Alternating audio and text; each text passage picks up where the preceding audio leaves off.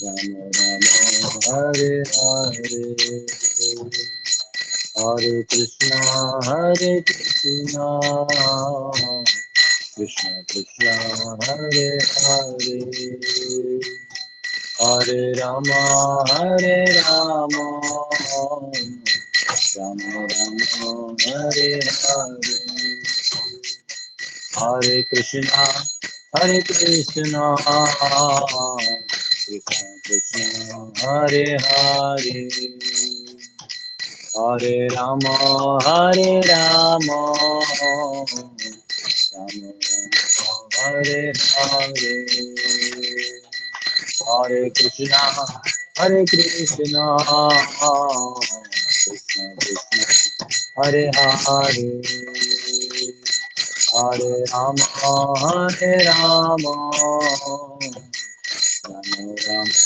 हरे हरे, हरे कृष्णा कृष्ण कृष्ण हरे हरे, हरे राम राम राम हरे हरे, हरे कृष्णा कृष्ण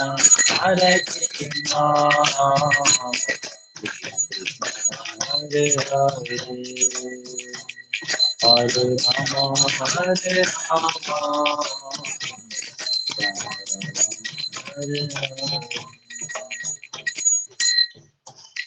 हरे कृष्ण। एक धर्म हरि नाम संकीर्तन की जय। ओम नमो भगवते वासुदेवाय, ओम नमो भगवते वासुदेवाय, ओम नमो भगवते वासुदेवाय, नारायणं नमस्कृत्य नरं चैव नरोत्तमं, देवीं सरस्वतीं व्यासं ततो जयमुदीरयेत्। नष्टप्रायेषु भद्रेषु नित्यं भागवत सेवया, भगवती उत्तम श्लोके भक्तिर्भवति नैष्टिकी, कृष्णाय वासुदेवाय देवकी नंदनाय च नंदगोपकुमाराय गोविन्दाय नमो नमः। हरे कृष्णा कृष्णा कृष्णा हरे हरे, हरे राम राम राम हरे हरे।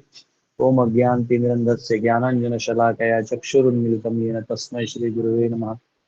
नमो विष्णुपदाय कृष्णप्रेष्ठाय भूतले श्रीमते भक्तिवेदान्तस्वामिनिति नाम्ने नमस्ते सरस्वती देवे गौरवाणी प्रचारिणे निर्विशेष शून्यवादी पाश्चात्य देशतारिणे।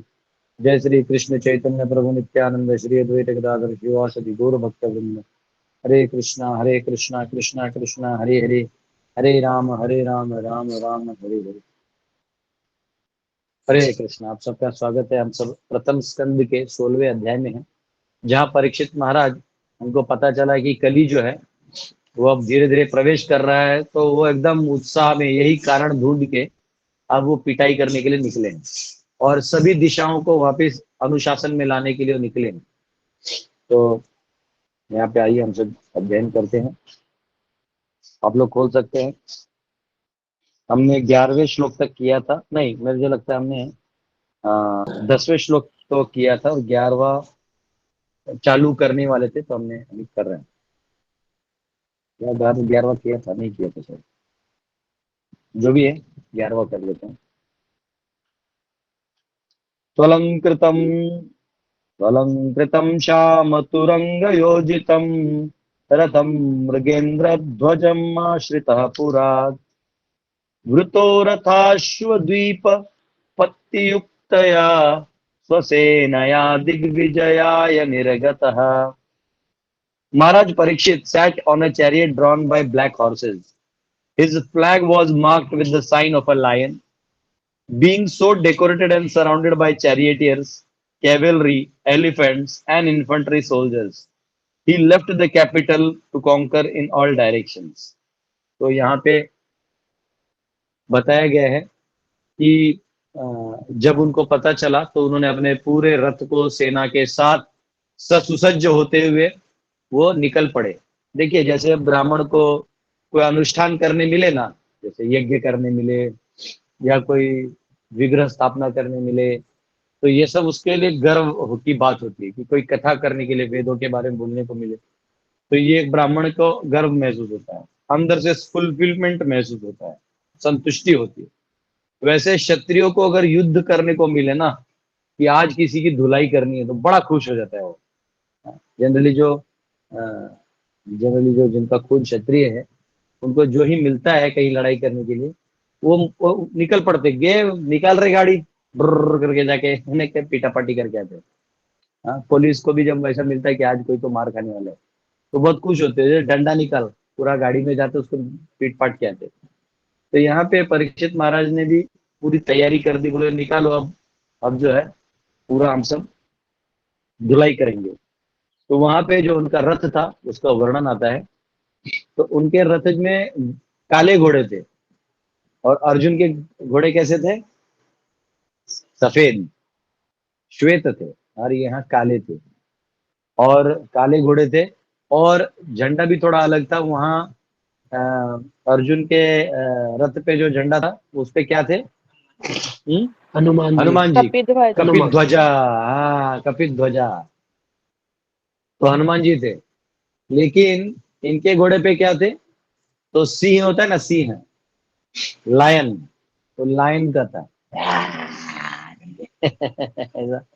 तो सिंह कैसा रहता है ना, पाउंसिंग वाला, वो था।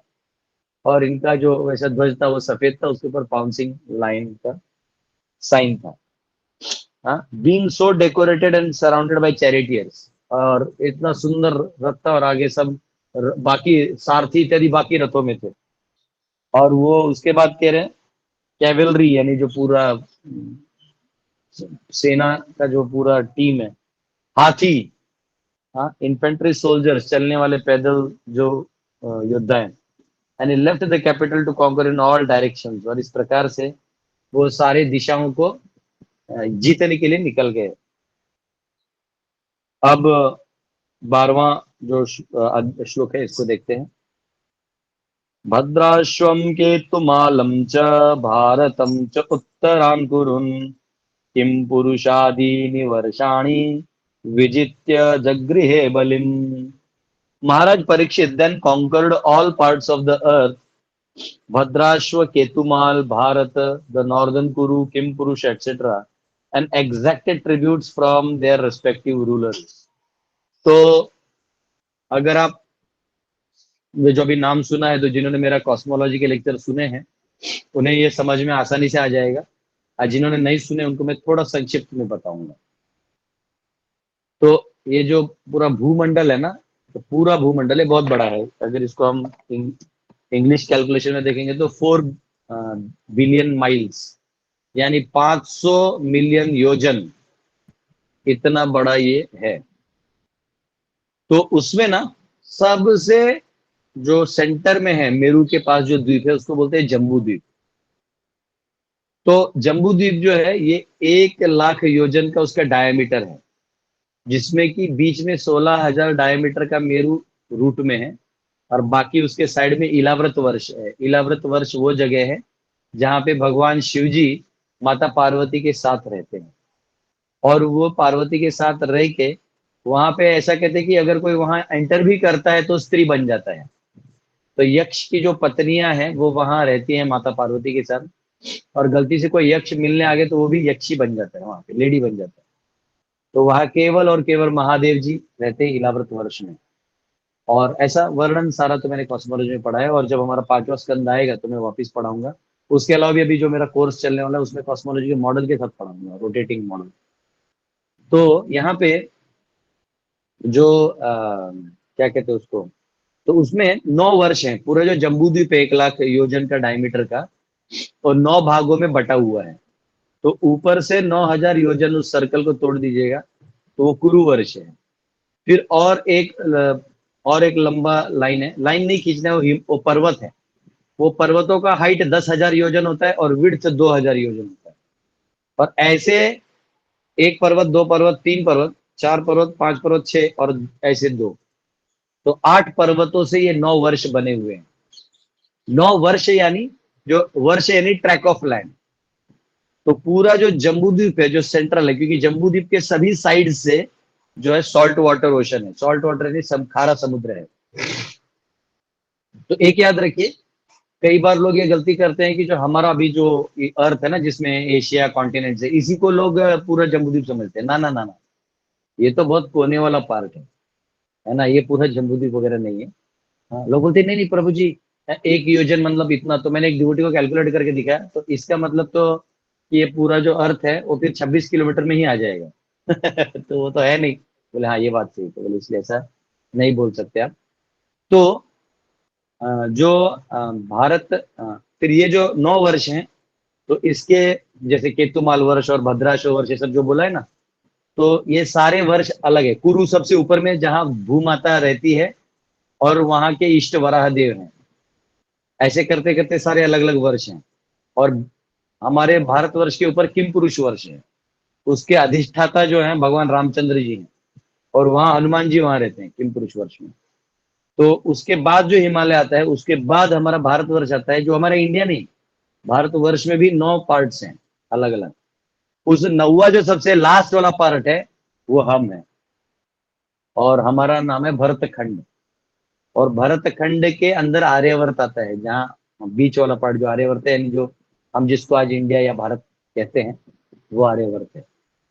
तो जो परीक्षित महाराज थे, यहाँ से निकल के ये पूरा जम्बूद्वीप को कॉन्कर किए। तो जो महाभारत का कॉस्मोलॉजी है ना, जो महाभारत में पढ़ाया है, तो महाभारत का जो कॉस्मोलॉजी है, उसमें इस भारतवर्ष को भी जम्बूद्वीप कहा गया है। हालांकि भागवत में पूरे को जम्बू कहा गया है। उसका कारण ये है कि जैसे अभी मैं कहूंगा कि भी मैं मुंबई में हूँ, तो मैं ये भी कह सकता हूँ कि मैं मुंबई में हूँ, या मैं ऐसा भी कह सकता हूँ कि मैं भारत में हूँ। तो बात सही है। तो अब अगर कल पे बोले नहीं, लेकिन वो दिल्ली में एक आदमी था, वो बोला वो भी भारत में है, तो भारत वो है कि ये है? टोटल भारत है। मैं अस्मिता से कि ये मेरा एरिया है, तो ये भारत है, उस वो भी वही सोच रहा है। कोई साउथ में है, समझो चेन्नई में, बोलता है मैं भारत में हूँ, वो भी सही है। तो वैसे पूरा जम्बूद्वीप देखा जाए, तो जो शासन करता था, उसे शासक के नाम से जम्बूद्वीप जाना जाता था। तो जैसे अगर वो यहाँ पे शासन कर रहा है, तो बोलेगा कि मैं जम्बूद्वीप में हूँ। तो वहां क्योंकि परीक्षित राजा शासन करते हैं, तो वो जम्बूद्वीप कहलाया जाएगा। तो इसलिए महाभारत में जब कॉस्मोलॉजी की बात आती है, तो उसको जम्बूद्वीप कहा जाता है। लेकिन भागवत जो है वो शासन के बाहर टोटल जो द्वीप है उसको जम्बूद्वीप बोलती है। इसलिए कभी कंफ्यूज नहीं होइएगा। अब जो अन्य वर्ष है, केतुमाल वर्ष, ये भद्राशो वर्ष, हाँ, ये जितने भी वर्ष हैं, ये सब एक्चुअली भौम स्वर्ग है। तो ऊपर का स्वर्ग है, ये नीचे भी स्वर्ग है। यहाँ 10,000 साल आयु होता है किसी व्यक्ति का। हमारा 100 है ना, सूर्य मंडल का 100, उनका 10,000 होता है। और वो लोग 10,000 साल में वो, और उनका ऐसा है कि उनका कभी बीमार भी नहीं गिरते, ना बीमार गिरते हैं, ना उनको व्याधि होती है, व्याधि यानी बीमारी इत्यादि जो, ऐसा। और ना उनका मृत्यु होता है, उनका समय समाप्त तो निकल जाते हैं। हाँ, लेकिन ये भारत वर्ष है 9 वर्षों में, जहां पे कर्म प्रधानता है। अगर आपका यहाँ जन्म है, तो आप कर्म नहीं करेंगे तो वो भी गिना जाएगा कि तुम कर्म नहीं करते हो, तो पाप गिना जाएगा। इसलिए भगवान कहते हैं गीता में कि तुम अपने कर्तव्यों को करो, चाहे वो तुम्हें पसंद आए ना आए, तुम्हें लग रहा है उपयुक्त है नहीं लग रहा है, पर तुम अपने कर्तव्य करो। क्योंकि ये प्रधान जो है, भारत वर्ष जो है, ये कर्म प्रधान है। यहाँ से आप डायरेक्ट गोलोक जा सकते हैं, बाकी लोगों, बाकी एरिया से नहीं जा सकते, आपको यहाँ जन्म लेना पड़ेगा। इसलिए देवी देवता भी कहते हैं कि प्रभु हमें एक मौका दीजिए वहां भारतवर्ष में जन्म लेने में। हम लोग जब गाते हैं ना मंत्र, तो बोलते हैं ना, हाँ, जम्बू द्वीपे भरतवर्षे मेरो हो दक्षिण दिग्भागे। हाँ, वो कहते हैं ना कि जम्बू द्वीपे भरतवर्षे भरतखंडे मेरो हो दक्षिण दिग्भागे। तो सारा जो है हमारा लोकेशन बताते हैं। फिर हम बोलते हैं इस नदी के तट में, इस ग्राम में, इस क्षेत्र में आपका आवाहन है। हम भगवान को आह्वान करते हैं। तो जैसे कंप्यूटर प्रोग्रामिंग में ना लिंक लिस्ट होता है, तो उसके एंड में ना वो अगले लिंक का बताया होता है, तो वो वहां चले जाता है अपने आप डेटा।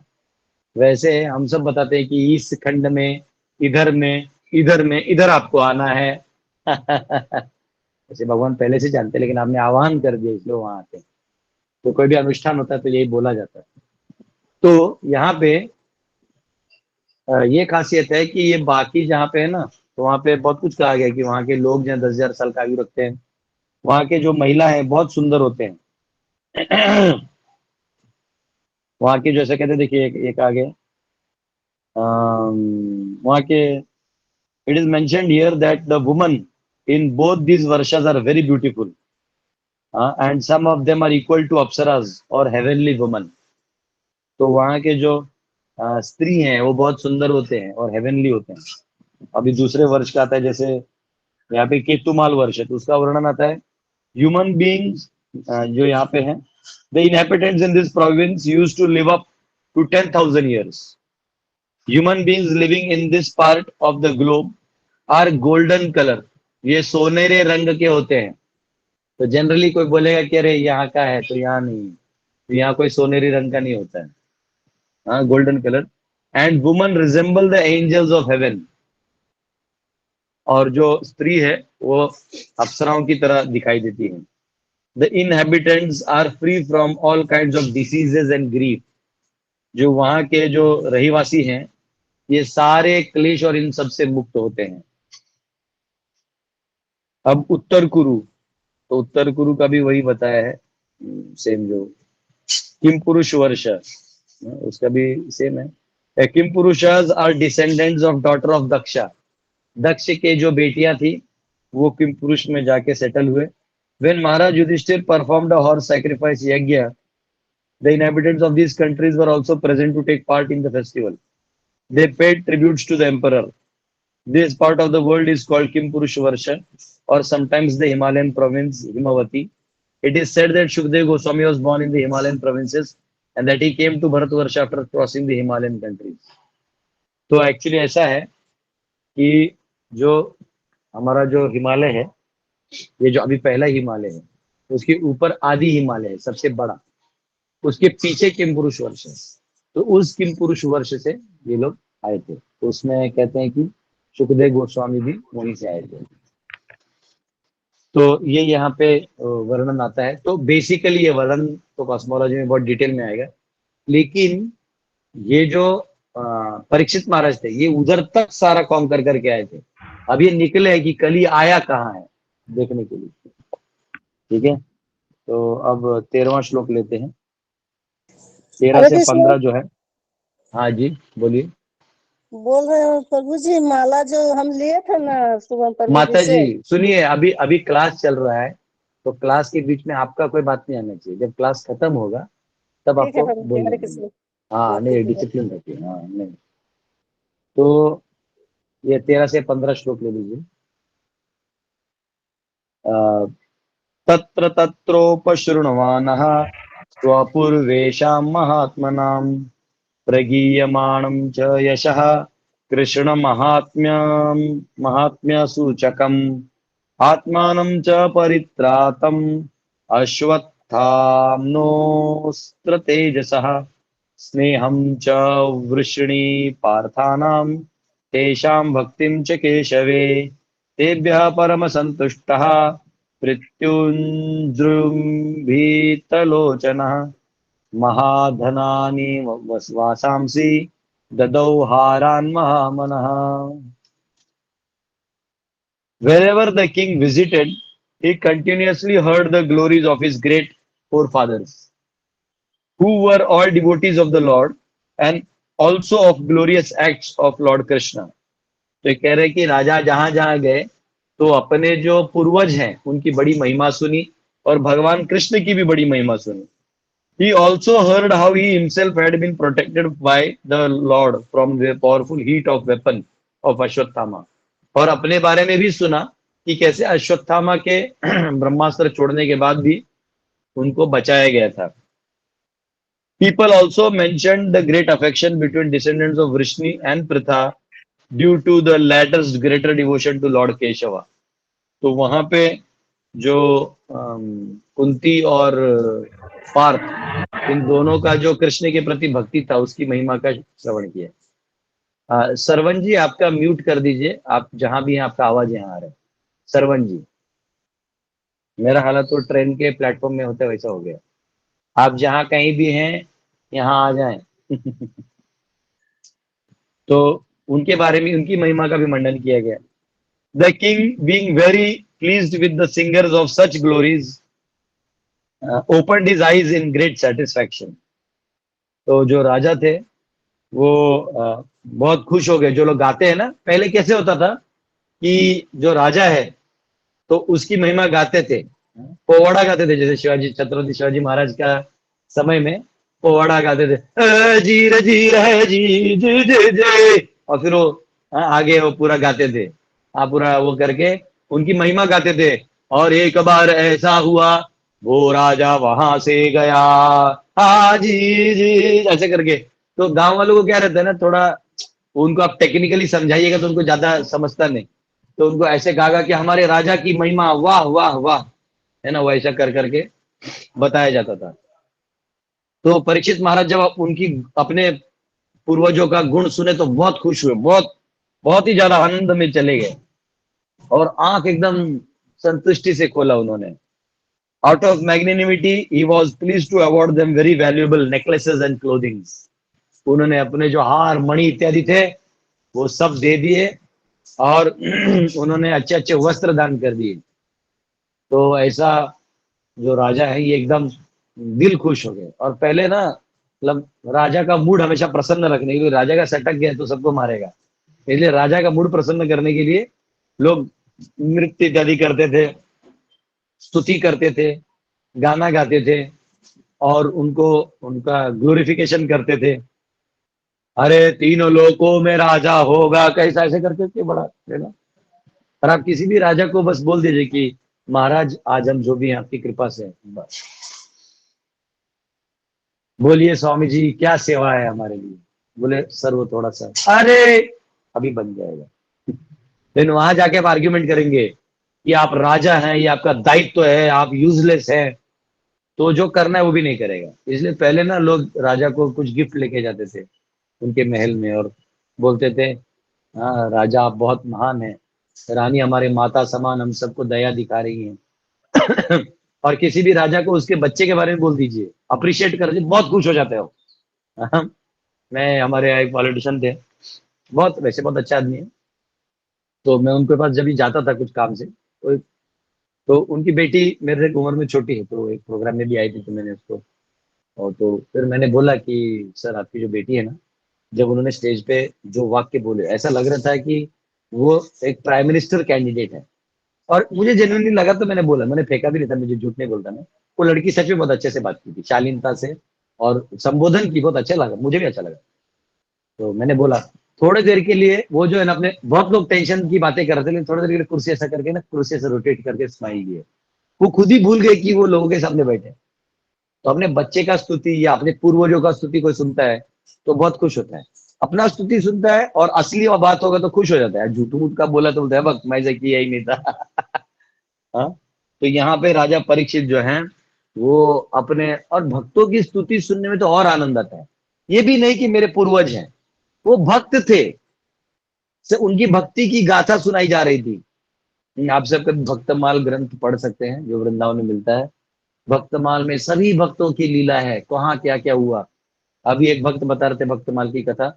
वो बोल रहे थे कि एक बाबा जी थे, तो उनका चेला कुछ तो, कुत्ता कहीं आश्रम में आ गया लगता, तो कुछ करके ऐसा पत्थर दूर से मारा था, लेकिन कुत्ता उसी साइड भाग गया।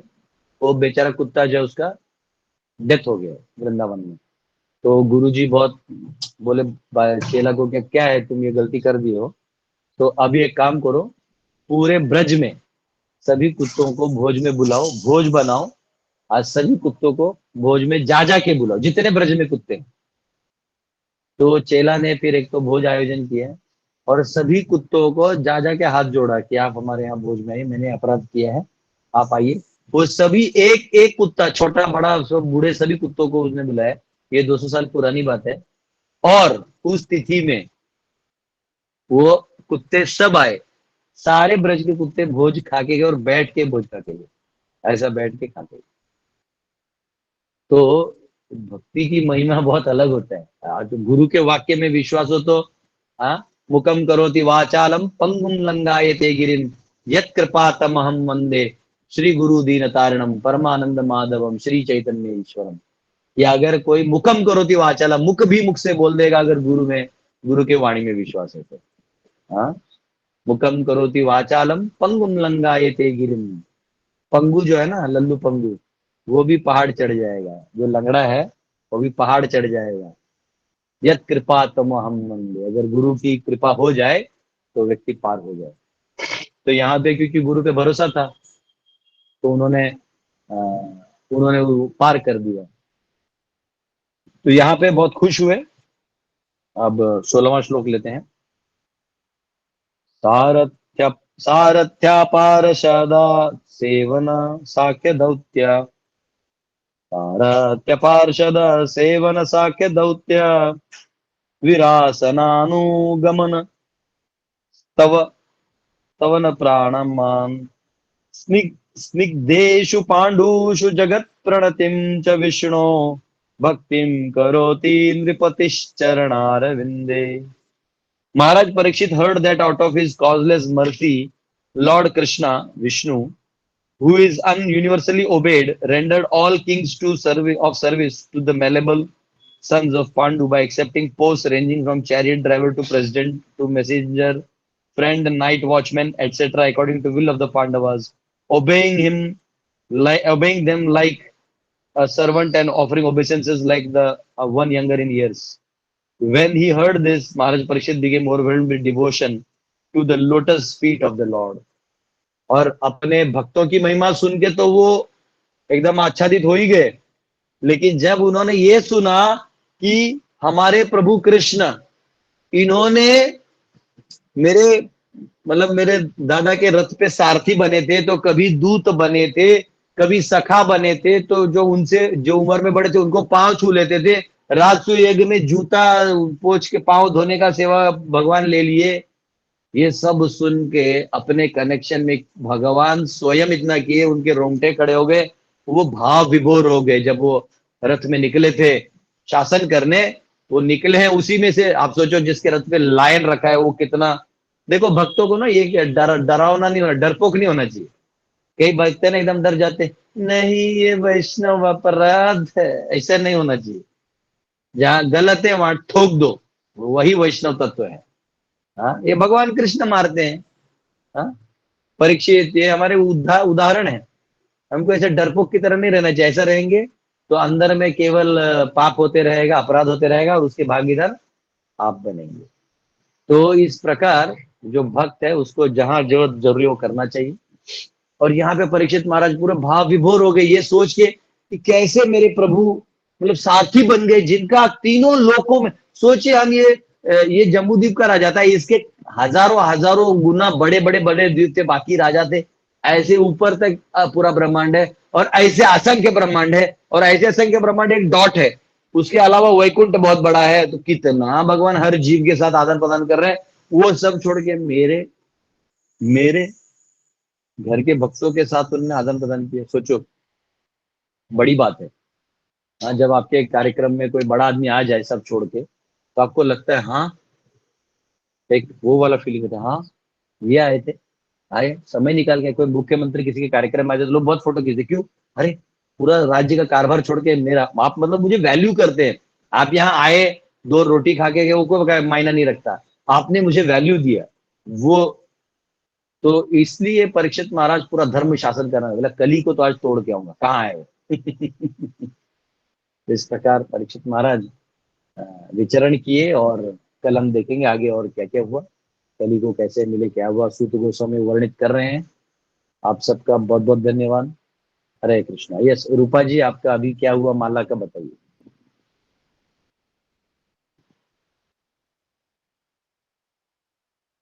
ओके, किसी का क्वेश्चन है तो पूछ सकते हैं। जो भी आप इतना लिखे हैं प्रभु जी, अभय श्रीवास्तव जी, इतना बड़ा कमेंट वो मैं एक स्नैप में पढ़ नहीं सकता, तो आपको या तो ओरली आके पूछना प्रभु पड़ेगा। जी हाँ बोलिए माता जी। बोल रहे हैं कि हम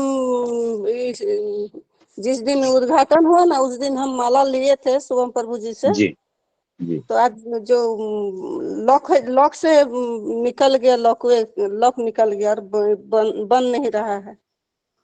ठीक है, आप अगली बार दूसरा माला ले लीजिए, फिलहाल उस माला को कैसे तैसे जोड़ के जप कर लीजिए, ठीक है। नहीं हो ही नहीं रहा है प्रभु जी, हमको डर लग रहा है प्रभु जी, हमसे क्या गलती हो गया पता नहीं।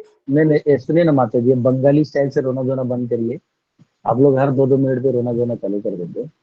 वो ऐसा कुछ नहीं हुआ। ऐसा मेरा माला एक बार छूट गया था, रामेश्वरम ले गया था यात्रा में, तो मेरा माला, मैं कहीं गया टॉयलेट किया और बसेस निकल रहे थे, तो मैं वो भूल गया लेना, टॉयलेट करके आया बाहर, इन बीड बैग लेना भूल गया। उस माला में मैंने 15 साल जब किया था। तब मैं चला गया, बाद में मुझे ध्यान नहीं आया, मैं जब उतरा मदुरई तो बोला अरे माला कहाँ है। वहां उधर फोन किया तो बोले ऐसा कोई माला यहाँ है नहीं, अब क्या करेंगे। हाँ, तो ऐसा होता है। तो ये सब तो होता है, उसको ऐसा नहीं, बड़े बड़े भक्तों के साथ होता है। प्रभुपाद अपना माला दूसरे को दे देते थे। तो तो उसको ऐसा नहीं, ऐसा सुनिए, भावुक नहीं होइए, इसमें कोई भावुक होने का जरूरत नहीं। ये माला है आपके हाथ, वो माला कभी कभी जो लोग बनाते हैं ना, इतना प्रोडक्शन करते हैं कि कभी कभी कोई कच्चा चीज रहता है, कई बार माला का वो टूटा हुआ रहता है, तो वो फिर निकल जाता है। तो इसमें भावुक होकर आपका कोई गलती नहीं। आपके हाथ में जो आया आप करिए, फिर जो टूट गया तो उसको या तो कहीं आपके आसपास दुकान होगा वहां से ले लीजिए, कोई भक्तों का एरिया वहां से ले लीजिए, तो हमारे यहाँ आके ले लीजिए, है ना। नहीं तो हम वहां मैसेज कर दीजिए, कहीं से कुरियर करवा देंगे, हो गया खत्म, उसमें क्या है। ऐसे बहुत बार होता है। अभी हम लोगों ने भगवान का लैमिनेशन, 5 लैमिनेशन लेके किसी को तो देना प्रभु था, जी आके लाए, तो कांच टूट गया, तो कांच टूट गया तब थोड़ी हम वो रास्ते में रोते रहेंगे, कांच हटा दिया, उसको कर देंगे लैमिनेशन इसको वापस। ओ माय तो गॉड प्रभु जी ऐसा हो गया। दो चार ठो माला रो, निकाल सकते हैं प्रभु जी। हाँ निकालिए, कोई दिक्कत नहीं। ठीक है, अच्छा। हरे ठीक। कृष्णा करिए और आनंद में रहिए माता जी। छोटा मोटा चीज में रोना धोना, आप लोग किधर से इतना आंसू लाते हैं, बहुत आंसू रहता है। नहीं एक प्रभु जी इंस्टेंट कभी इंस्टेंट इंस्टेंट गियर में चालू हो जाते हैं, आराम ये से सब रहिए। हम लोग को अभी नहीं ना है, इसलिए हमको थोड़ा डर आ गया। कोई दिक्कत नहीं, शांति, हरे कृष्णा, चिंता नहीं करो। हरे कृष्णा प्रभु जी, धन्यवाद यस प्रणाम। यस, यस, जगदीश प्रभु। हरे कृष्ण प्रभु जी, दंडवत प्रणाम। प्रभु जी, यस मेरा हरे कृष्णा। प्रश्न ये है कि आपने जो 9 वर्ष के बारे में बताया ना, तो मतलब उसमें आप एक सर्ग के बारे में बताए थे आपने। देखिए, ये जो भूमंडल है ना, उस, आप म्यूट हो जाइए, आपका आवाज नहीं जा रहा, आपने स्पीकर लगा रखा है। तो जो भूमंडल है, भारतवर्ष छोड़ के बाकी भी स्वर्ग ही है नीचे वाले। तो ऊपर में भी स्वर्ग है। तो जो कुछ लोग ऊपर का स्वर्ग भोग के उनका पुण्य बचा रहता है, तो उनको थोड़ा यहाँ जन्म दे देते हैं 10,000 साल के लिए, फिर वहां से उनको अलग अलग योनि में डाला जाता है। तो इस प्रकार ये जो नीचे वाला भी स्वर्ग है, लेकिन यहाँ 10,000 आयु है, ऊपर 36,000 साल आयु है, ऐसा है। और ऊपर ज्यादा फैसिलिटी है, यहाँ थोड़ा कम फैसिलिटी है, ऐसा। प्रभु जी, ये जो हमारा मतलब ये 14 जो प्लानेट है ना, जो लोग बोलते हैं, तो उसमें भी एक स्वर्ग है ना प्रभु जी, स्वर्गलोक, तो वो अलग है वही क्या? ऊपर में है, वही ऊपर में है जो बताया मैंने आपको। अच्छा अच्छा, हरे कृष्ण। हरे कृष्ण। रोहित जी। हरे कृष्ण प्रभु जी, दंडवत प्रणाम। प्रभु जी, मैं आपका पिछला लेक्चर सुन रहा था, तो उसके कलयुग के रिगार्डिंग थे प्रभु जी, मेरे 2 क्वेश्चन थे। एक तो प्रभु जी, जैसे कलयुग मेनली 4 चीजों में स्थान में वास करता है, तो उसमें प्रभु जी प्रमुख उनका क्या स्थान है कि जैसे अगर वो आ गया तो बाकी तीनों में आएंगे आएंगे। नहीं, ऐसा तो कुछ नहीं, चारों कनेक्टेड है प्रभु जी। मैंने आपको उस दिन भी बोला, आपने अगर जुआ खेलना चालू कर दिया, तो नेचुरली जो आप खेलेंगे तो हारेंगे जीतेंगे, तो नशा, आपको दुख आएगा तो नशा, फिर आप नशा लेंगे, क्योंकि वहां तो सब नशा लेते हैं। तो जब जुआ खेल ही लिया तो एक पेग मारने में क्या है, फिर वो एक पेग से 10 पेग जाएगा, फिर बॉटल। कल भी मैं आ रहा था, तो उधर देख दारू का दुकान था, सब लोग वहां भाग रहे थे, मतलब क्या चरणामृत बट रहा है, ऐसे भाग रहे थे। हाँ, दारू के लिए लोग लालायित रहते हैं और बहुत स्टाइल से पीते। I take red wine, I somehow don't like other wines, and this is the brand I like. मैं बोला बाप रे बाप, जहर पीने के लिए भी कलयुग में लोग मारा मारी कर रहे हैं, दिन भर का मेहनत करे जहर पीने के लिए। तो नेचुरली आप जुआ खेलिएगा तो दारू पीजिएगा, दारू पीजिएगा तो फिर आपका नशा चढ़ेगा, तो सब इस दुनिया में सबसे ज्यादा सुख तो आदमी स्त्री में खोजता है, फिर आप चक्कर काटिएगा पर स्त्रियों में, फिर उधर करिएगा तो फिर चलेगा, फिर आप मांस मछली सब खाना चलो, ये तो कहीं भी तोड़िए। आप मांस मछली खाइए तो रजोगुण बढ़ेगा, तो स्वाभाविक है आप पर स्त्री का विचार करेगा, तो उसमें फिर ब्रेकअप होगा तो टेंशन हो गया, कोई आपको मार के जाएगा, तो फिर उसको दुख भुलाने के लिए दारू पीजिएगा, दारू पीजिएगा तो पैसा कम बचेगा, तो सोचिएगा जो पैसा बचा उसको डबल करने के लिए आप जुआ खेलते हैं। कहीं भी चालू करिए, वो घुस गया ना एक बार वो शेख का ऊंट था, एक कहानी सुना आपने। तो एक शेख था, वो रेगिस्तान में रहता था, आजकल तो ये लोग बड़े बड़े बिल्डिंग बना रहे हैं अमेरिकन और बाकी लोगों के पैसे से। तो ये जो शेख था, उसका ऊंट जो था वो बाहर सोया था, और वो टेंट में अंदर सोया था। तो ऊंट बोलता है, मालिक बाहर थोड़ा ठंडी लग रहा है रात में, थोड़ा हाथ अंदर कर दे हाथ, क्योंकि फिर चलने में दिक्कत हो। बोला हाँ थोड़ा कर दो, तो कर दिया।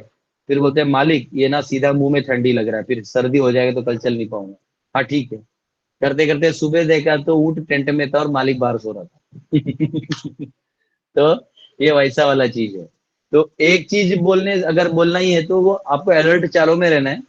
खास करके अगर अगर आपको करना ही है तो आप इलिसिट अफेयर्स को रोक सकते हैं, जो है ना परस्त्री व्याभिचार जो है ना, वो बहुत खतरनाक है।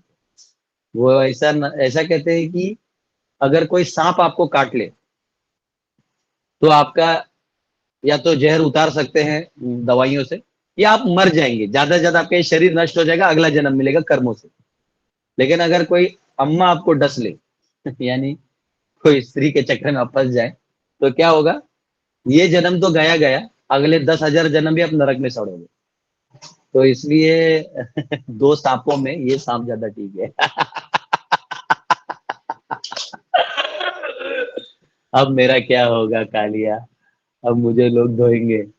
ऐसा कहते हैं, चाणक्य पंडित कहते हैं, ये गदाधर नहीं बोल रहा है, चाणक्य पंडित के नीति शास्त्र में बोलते हैं कि जो शासक है उनको ये सब चीजों से परहेज करना चाहिए और नियम कानून में रहना चाहिए। ठीक है ना, क्योंकि वो केवल इस जन्म में क्या करेगी, आपका माइंड हॉन्ट कर लिया। आप देखो ना कितने बेचारे सैड सॉन्ग्स हैं, आप देख लो यूट्यूब पे, एक के पीछे एक सैड सॉन्ग्स है, बेचारा दुखी पड़ा रहता है, बैकग्राउंड म्यूजिक में वही वही। हाँ, तो स्त्री का चिंतन ही इतना डेंजरस होता है कि एक चिंतन में अगर कोई फंस गया निकल ही नहीं सकता। उसको इंग्लिश में बोलते हैं रिवेटिंग। रिवेटिंग यानी जैसे कुछ खिले होते हैं ना, उसको ठोकते हैं, और ठोकने के बाद ना उधर पीछे से भी उसको चपटा कर देते हैं, वो अब खिला निकल ही नहीं सकता। इधर से तो चपटा रहता है ये बड़ा वाला ऐसा, इधर मारते हैं वो अंदर जाते हैं, फिर उधर से जो निकलता है फिर वो निकल सकता है ना बाहर, तो उसको उधर से लेके दोनों साइड से ठोक देते, तो दोनों साइड लॉक हो गया वो भी, अब वो निकलेगा नहीं। इसको बोलते हैं रिवेटिंग। तो अगर कोई स्त्री के चक्कर में आप चले गए तो फिर आपका रिवेटिंग हो जाता है दोनों साइड से। बाबू सोनू मेरा लाला टेम्पो पॉपो, फिर वो जाग तो जाता है कि अब निकलना है, लेकिन निकले तो निकले कैसे, बोले तो बोले क्या, करे तो करे क्या, वाह मोदी जी वाह। क्या करे बताओ, ऐसा वाला हाल हो जाता है। हाँ, निकले तो निकले कैसे। तो फिर निकलना है, फिर आपको गुरु लगता है जो पूरा सब तोड़ ताड़ के आपको निकाल देता है, फिर गुरु का शरण लेना। तो ऐसा है, तो कहीं भी आप प्रभु जी तोड़ेंगे तो अंदर अटैक हो जाएगा। Okay okay yes. Prabhu ji. एक प्रभु जी और क्वेश्चन था कि जैसे कलयुग के ये 4 स्थान है रहने के, वैसे ही प्रभु जी सतयुग, त्रेता और द्वापर के भी प्रभु जी स्थान थे रहने में, और अगर थे तो क्या थे प्रभु जी? हाँ, अब ये तो उतना मैंने कहीं पढ़ा नहीं है, तो मैं झूठ मूठ का क्यों आपको इम्प्रेस करूं, खोजना पड़ेगा। आप पक्का साइंस स्ट्रीम से पढ़े हुए है ना। इंजीनियरिंग प्रभु जी। मैं पकड़ लिया ना, ऑनलाइन पकड़ लिया। ये ऐसा खुरापाती सवाल जो है ना, ये साइंस स्ट्रीम वाले ही करते हैं, जिनका आधा दिमाग होता है। हाँ? उसका कौन था तो इसका कौन था, अरे अचार डालना भी जो कलयुग है अपना झेलना, हमें कहा कि उधर का क्या था इधर क्या था, फालतू का जिज्ञासा ढूंढेंगे, मेरे को मालूम नहीं। यस। ओके। हरिंदर माता जी। हरे कृष्णा प्रभु जी। हम्म। प्रभु जी, थोड़ा सा वही युगों पे ही चल रही है आजकल दिमाग में चर्चा की। जैसे प्रकृति तो वही रही सतयुग में, द्वापर में, और अभी भी मतलब प्रकृति तो नहीं बदली ना प्रभु जी। जो मनुष्य है उसी ने ही इसको कलयुग में और सतयुग में तब्दील किया है। तो प्रभु जी जैसे अभी भी हम अगर चाहें तो कुछ भी कर सकते हैं, या कलयुग अपना प्रभाव पूरा करेगा फिर ही सत्य, मतलब सत्य झूठ की यहाँ बात है। जैसे इसमें झूठ आस्था दीवार में बताया कि कौन से युग का कौन सा होता है। गुरु नानक देव जी ने बताया था कि सतयुग का कौन सा रथ होता है, और कलयुग का रथ है वो झूठ का रथ है, मतलब ये जो रथ झूठ से चलता है। तो प्रभु जी जैसे अभी इस युग में जितना झूठ सच कुछ समझ में नहीं आ रहा, मतलब इतना हो रहा है, तो ये जो सच है क्या इसका कुछ न कुछ अस्तित्व बचेगा भी, या पूरी तरह से निगल जाएगा कलयुग इसको? देखिए, कलयुग 4,32,000 सालों का है, जिसमें 5,240 साल हो गए हैं। ठीक है, अभी तो उसमें अब जो समय बचा है तो अभी और 10,000 साल समय अच्छा आएगा, गोल्डन एज आएगा चैतन्य महाप्रभु की कृपा से। अभी पूरा विश्व जो है धीरे धीरे सब लोग अभी नास्तिक हो रहे हैं, धीरे धीरे सब लोग जो हैं अब अब धीरे धीरे लोग धर्म को जानना चाहते हैं। तो एक 10,000 साल तक चलेगा, फिर कली जो है अपना टोटल ग्रिप पकड़ेगा, और कली अपने ग्रिप में फिर मैंने बताया वो सब पाप जो है बढ़ते जाएगा बढ़ते जाएगा, और वो 4,32,000 साल जब आएंगे तो अंत अंत में राजा बहुत पापी हो जाएंगे, इतना तक कि वो आदमी आदमी को मार के खाएगा, इतना भयंकर हाल होने वाला। तो उस समय भगवान कल की आएंगे और सबको ठोक ठाक के ठीक करके चले जाएंगे। तो ये होने वाला है। तो उसके बाद सतयुग आएगा। तो हमें क्या करना है, हमें अभी हमारा जहाँ अस्तित्व है, तो पूरे कलयुग का ठेका तो हमने लिया नहीं, संसार तो भगवान चला रहे हैं, हम क्यों लोड ले भाई। अब कली उन्होंने लाके रखे तो हम क्यों लोड ले। हाँ, हम ये जरूर कर सकते हैं कि इसमें भी गुरु वाणी का पालन करते हुए, गुरु की आज्ञा का पालन करते हुए हम हमारे धर्म को पालन करते रहें, हम हमारा काम करेंगे, ठीक है ना। ये बहुत जरूरी है और इसको आप कुछ नहीं कर सकते। तो जहाँ कुछ नहीं कर सकते तो जो बेस्ट है उसको करके निकल जाइए, लोगों के बातों में नहीं जाना है ना। वो लोग झूठ फरेब करते रहेंगे, सरकारें आते जाती रहेंगी, हर कोई अपना अपना मकसद पूरा करेगा। आप अपना समय कलयुग में काल में कितना मिला है हमको पता नहीं, तो इसमें नाम स्मरण करना है, गुरु का स्मरण करना है, ग्रंथों को पढ़ना है और अपना चित्त शुद्ध करके निकल जाना है ना। ठीक है प्रभु। हरे हरे कृष्णा। यस शिल्पा माता।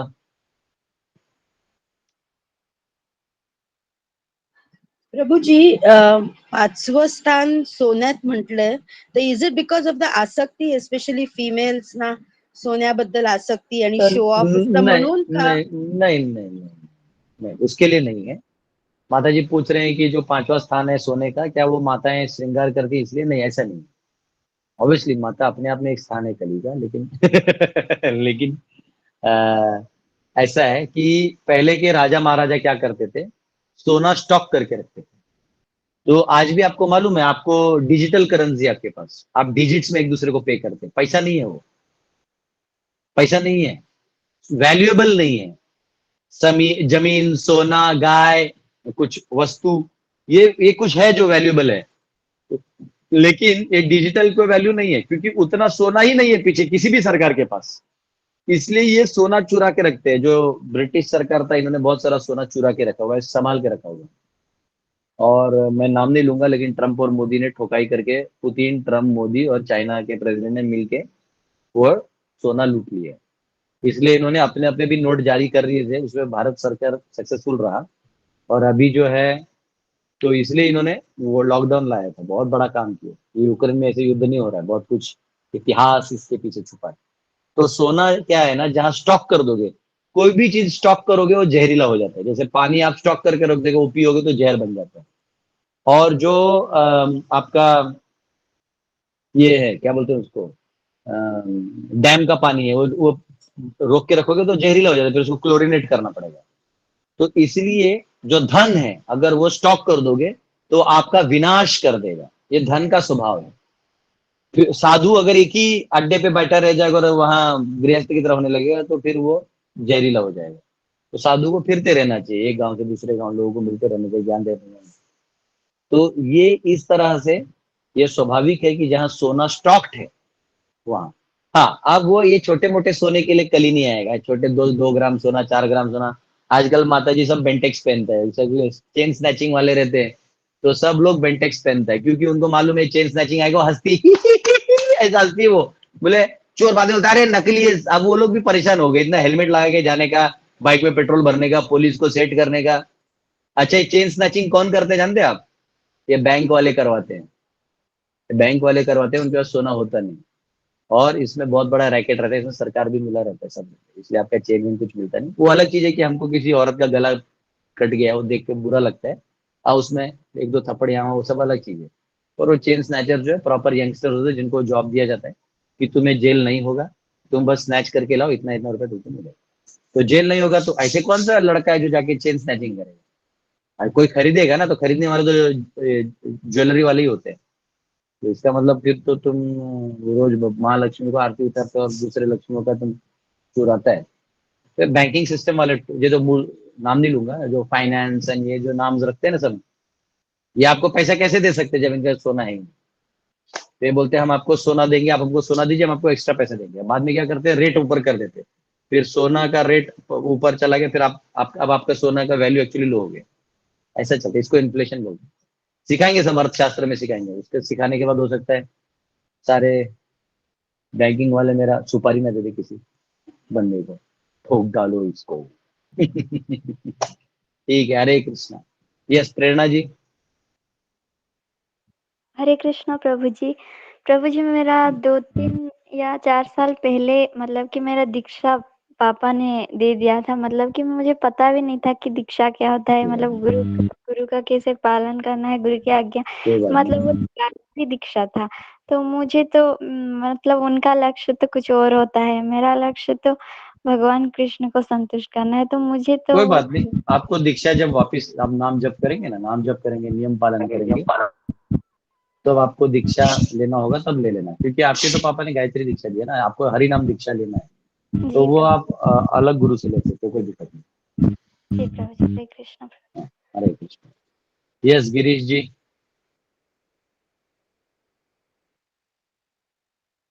जी हरे कृष्ण प्रभु जी। यस, बोलिए। वो बैंकों का माया जाल करके किताब छपा हुआ है, उसको हम लोग पढ़ते हैं। आप जैसे जैसे बताते हो उसमें वैसे वैसे लिखा हुआ है। और मेरा पुत्र हाँ, का जन्मदिन है और मैंने ना अपने पुत्र को घर में डिलीवरी करवाया था 1 साल पहले, अरे वाह। और उसको कोई भी पोलियो वैक्सीन वगैरह नहीं दिलवाया है। तो मैं क्या ठीक कर रहा हूँ? पोलियो वैक्सीन का भी मैं बहिष्कार कर रहा हूँ। मतलब वो जब से कोरोना आया तो मेरे को थोड़ा सा ऐसा लगा कि सब कुछ बेकार है करके। तो मेरा बच्चा तो अभी स्वस्थ ही है। स्वस्थ ही रहेगा आपका बच्चा, सतयुग वाले की तरह रहेगा, आप चिंता मत करिए, ये कोई जहर नहीं पिलाना आपको, ठीक है। जी जी। तो पोलियो जो बोलते हैं गवर्नमेंट को, घर घर में आते रहते हैं हमारे आंगनवाड़ी वाले लोग, पिला लो, ये तो ठीक है, कोरोना चलो ठीक है, वो तो ठीक है, ऐसे करके। तो मैंने बोला नहीं, मैं अब किसी को कुछ नहीं पिलाना है करके पूरा बहिष्कार कोई कर जरूरत दिया। नहीं है, पर जी पहले के लोग भी ना कुछ ऐसा लगाते थे, वो क्या चीज है वो देख लो, वो ट्रेडिशनल चीज था, जी। एक मैं वो उनको रहता ना था उससे।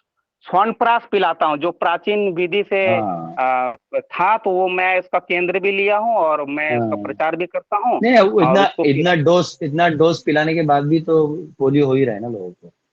हाँ हाँ हाँ। तो स्वर्ण प्राश पुष्य देखिए, नक्षत्र को वो जो है स्वर्ण प्राश हाँ, पिलाता हूँ ऐसे करके। जी पोलियो जो है कर्मों से होता है, डोज से नहीं रुकेगा वो। जी जी। वो तो क्या है, घर तो घर वही बात। जाके एक्चुअली वो जनगणना, पोलियो डोज क्यों होता है मैं बता रहा हूँ, वो जनगणना करने के लिए होता है कि कहाँ कौन पैदा हुआ है, रिकॉर्ड में रहेगा। ऐसे तो कोई जाके बताता नहीं आप सरकार को मेरे घर बेटा हुआ है। बार बार पूछते हैं घर में, आपको पैसा नहीं लेना है क्या? 6,000 मिलने वाला है, ये करो वो करो ऐसा करो। तो मैं बोला नहीं, ये हम्म, सब मेरे पुत्र के मामले में मैं अब कुछ नहीं करने वाला। ऐसे मैं बोल देता हूँ। मेरा मेरा बेटा आपके रिकॉर्ड के बाहर है, हाँ? ठीक है, कोई दिक्कत नहीं, आप उसको निकाल दीजिए, ठीक है, अच्छे से करिए, कोई दिक्कत नहीं। जी जी। ओके, हरे ठीक कृष्ण। है। अच्छा, तो आप सब में अभी एक दो लोग और क्वेश्चन, 3-4 लोगों को हैं, मैं 2 क्वेश्चन और लूंगा, फिर एक जगह यज्ञ जाना है। यस, सुप्रभा माता। हरे कृष्ण, दंडोत प्रणाम प्रभु जी। प्रभु जी, यस। ये हरि नाम के ऊपर थोड़ा क्वेश्चन था और थोड़ा आज के लेक्चर से आउट ऑफ कॉन्टेक्स्ट है। वो राधा यस। रानी के ऊपर है। प्रभु जी, हाँ, वो भक्ति पुरुषोत्तम महाराज की एक लिखित किताब है ना, श्रीमती राधा रानी का। राधा तो राधा उसमें राधा 7 चैप्टर, हाँ, तो प्रभु जी उसमें 7 चैप्टर में राधा रानी के प्राकट्य के बारे में बताया। तो उसमें 3 अलग अलग विवरण है। तो एक सेकंड विवरण जिसमें आविर्भाव है, तो उसमें जो कीर्तिदा और जो वृषभानु जी है, उनको पुत्री चाहिए थी राधा रानी। तो उसके लिए कीर्तिदा ने उनको कात्यायनी देवी की आराधना की सलाह की। तो जब वो कर रहे थे ये तपस्या, तो उनको एक आवाज आई, मतलब मतलब जो भी ऊपर से कुछ तो भी ऐसा एक रहता है ना, कि मतलब आवाज आई। और उन्हें, आकाशवाणी, आकाशवाणी। जी प्रभु जी, तो उनको फिर बोला गया कि अगर आप जब तक हरिनाम स्वीकार नहीं करते हैं तो आपके कान शुद्ध नहीं होते हैं। तो जब आप हरिनाम को स्वीकार करते हैं तब आपके कान शुद्ध होते हैं। तो उसके बाद यहाँ पे प्रभु जैसा लिखा है कि पहले हरिनाम का ग्रहण करके अपने कान को पवित्र नहीं किया तो उसके द्वारा जपे गए किसी मंत्र का कोई फल नहीं होता है। तो अगर नहीं सुना तो वो निम्न कुल उत्पन्न शबर के समान दूषित होता है। तो कृतु मुनि है, उन्होंने फिर उनको हरे कृष्ण मतलब उनके पास गए, पहले हरिनाम लिया और उसके बाद कृतु मुनि जो है उन्होंने ये आगे का बताया। तो प्रभु जी उसके बाद मतलब वे फिर उनके सामने कात्यायनी देवी प्रकट हुई और उनको वो वर दिया कि आपको राधा रानी पुत्री के समान मिलेगी। तो प्रभु जी मेरा ये क्वेश्चन है कि अगर कोई मतलब वो तो थोड़ा आध्यात्मिक है, अगर कोई इस भौतिक जगत में मतलब कोई अगर कर्मकांड के हिसाब से कुछ मांगने जाता है तो उसको भी पहले हरिनाम लेना चाहिए, उसके बाद फिर कोई देवी देवता की पूजा करके फिर उसका जो भी फल है उसको मिलेगा क्या प्रभु जी? सब मिलेगा। ऑलरेडी आपको एंजाइटी लेने की जरूरत नहीं, क्योंकि हम सबको प्रभुपाद ने, चैतन्य महाप्रभु ने पहले से ऑर्डर दे दिया है कि जाओ हरिनाम लो, तो उन्होंने हमें ऑलरेडी हमको शुद्ध कर दिया है, ठीक है ना। हमको लोड नहीं है कीर्तिदा माता को हो सकता है, हमको लोड नहीं है। हमको प्रभुपाद जी ने और हमारे आचार्यों ने तोड़ दिया कि जाओ तुम लोग कलयुग के चेला लोग हैं, तुम लोग शुद्धिकरण के चक्कर में भी कुछ नहीं होगा तुम्हारा, ऐसे ही फ्री में बढ़ जाए। कॉजलेस हमारा गाड़ी कॉजलेस इसमें चल रहा है, तो हमको लोड नहीं लेना, ठीक है ना। जी प्रभु जी, थैंक यू प्रभु जी, धन्यवाद। यस परवीन जी, आपका आखिरी क्वेश्चन लेते हैं, फिर हम थोड़ा एंड करेंगे। परवीन जी यस।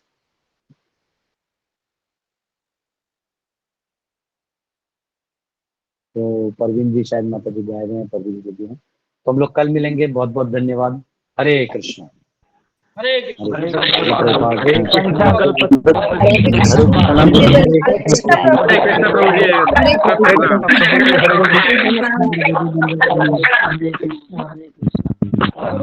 कृष्ण प्रभु। धन्यवाद।